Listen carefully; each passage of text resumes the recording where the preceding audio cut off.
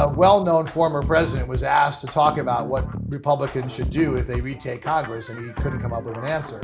And I haven't heard any Republican talk about what they can do, just like I haven't heard any Republican talk about anything that's been proposed or anything that they want to do. So my question for you is, other than the generalities of, well, lower crime, more secure borders, less crime, lower taxes, all this stuff, what specific policies would you like to see the Republicans implement? What do they really stand for? What should Kevin McCarthy try to bring to the floor if he becomes Speaker next year? Yeah, no, I think Republicans, and if they win the Senate as well, they have a lot of opportunities to pressure Biden to veto things that would be really popular. So some examples include the Electoral Count Act, just to clarify, to say this is just a ceremonial role. The vice president cannot actually overturn the democratically elected results, even if you disagree with how that process happens. If it's certified, it was challenged in the courts, as happened in 2020, the vice president cannot count something that isn't there. So clarifying it, I think that would be a great piece of legislation. I think a balanced budget amendment. I think bills to punish China for COVID, for allowing it to spread, for creating this. I think a bill to censure Tony Fauci for lying about the origins of COVID and the money that we spent, U.S. tax dollars, for gain of function research to really dig into understanding that. I think reinstating the Nord Stream 2 sanctions on the gas pipeline against Russia would be excellent. And it's something that Biden has reluctantly, push back against Congress, because Congress has tried to put these sanctions back, but Biden keeps saying no. And so I think to have majorities in both houses to make Biden do this would be excellent. I think also another bill to pressure Germany on the same front, because the Germans, they're just weak and they're being cowardly on this front, and they're going to empower Putin and line his pockets. So some sort of bill to pressure Germany, I think, would be great. And then also something to help the Afghan translators.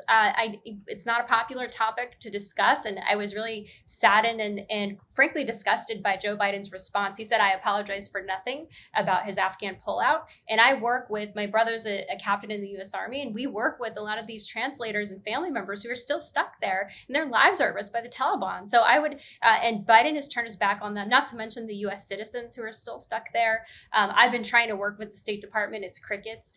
So there's that. And then on the border, I think that the, specifically on the border, so yes, not to be generality about strong border, but to specifically target human trafficking and also fentanyl. I mean, we've had record opioid overdoses. People are isolated. They're turning to drugs here during COVID with the lockdowns. And so we've got to do something, and a lot of this is coming over. Synthetic opioids are coming over from China. And that, again, we've got to focus on that specifically, I think.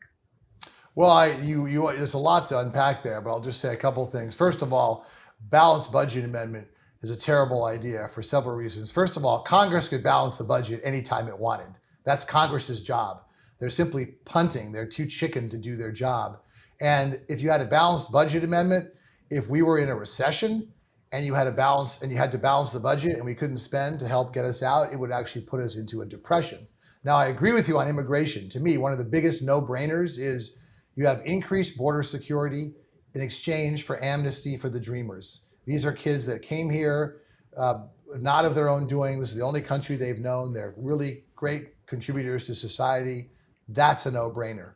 As far as China, I think that's one area where Biden has actually continued the bad. He's continued the Trump taxes on working people, which are those tariffs. Those should be lifted. That it goes against, Democrats have always been sketchy on free trade, but one of the great crimes of Trump and populism was the abandonment of free trade, which is a huge Republican principle.